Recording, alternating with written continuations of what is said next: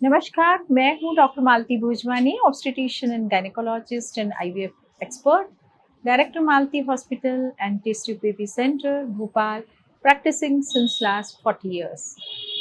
कई दफ़े महिलाएं अपने गर्भधारण के बारे में बहुत ही कंफ्यूज रहती है। खूब सारे उनके दिमाग में संशय रहते हैं कि डॉक्टर, क्या हमें सेक्स के बाद कितनी देर लेटे रहना चाहिए, या तो हमें जल्दी गर्भधारण करना है, पूरा वीर्य बाहर आ जाता है, और कौन सी पोजीशन में बेस्ट है करना।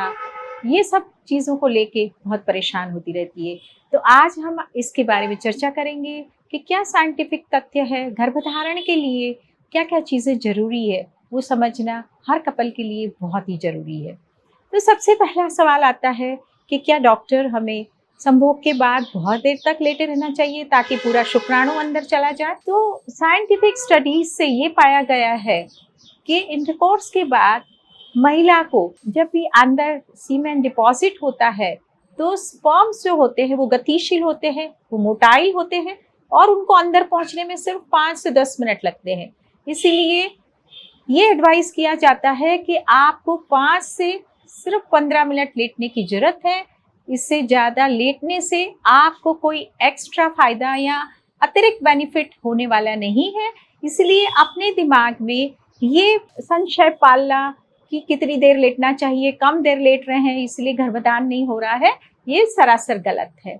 अब दूसरा सवाल महिला के ज़हन में ये आता है कि डॉक्टर, पूरा वीर्य तो बाहर आ जाता है सेक्स के बाद, तो कैसे प्रेगनेंसी हो सकती है? तो ये भी समझना बहुत ज़रूरी है कि वीर्य में 90% लिक्विड होता है, क्योंकि ये समाइनल वेसिकल्स, प्रोस्टेटिक ग्लैंड्स और इन सभी का सिक्रीशंस होता है। जो 10% पार्ट होता है वो सॉलिड स्पर्म्स होते हैं, और स्पर्म्स हमेशा मोटाइल रहते हैं, गतिशील रहते हैं। इसी कारण वो अंदर जैसे डिपॉजिट हो जाते हैं, उसके बाद वो अचल के ऊपर गर्भाशय में पहुंच जाते हैं। इसी कारण कुछ सिक्रीशंस या कुछ लिक्विड यदि संभोग के बाद बाहर आ जाता है, तो इसमें बिल्कुल चिंता करने की जरूरत नहीं है महिला को, क्योंकि स्पर्म होगा वो अपने आप ही ऊपर चला जाएगा, लेकिन जो फ्लूइड होगा वो वजाइना से बाहर आ जाएगा। इसी कारण ये भी बिल्कुल सरासर भ्रांति है कि पूरा सीमेन बाहर आ जाता है तो प्रेगनेंसी कैसे रुक सकती है। कई महिलाओं का ये सवाल होता है कि डॉक्टर, कौन सी पोजीशन बेस्ट होती है गर्भधारण करने के लिए?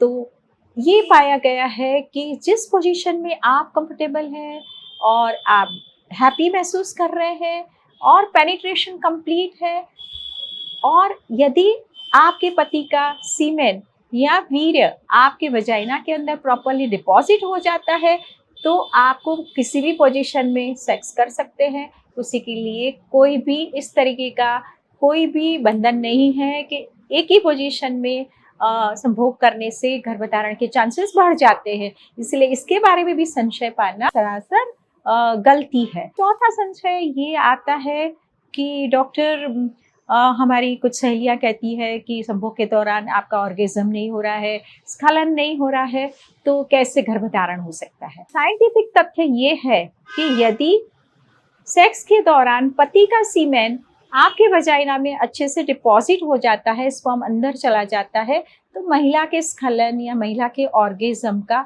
कोई भी रोल नहीं रहता है।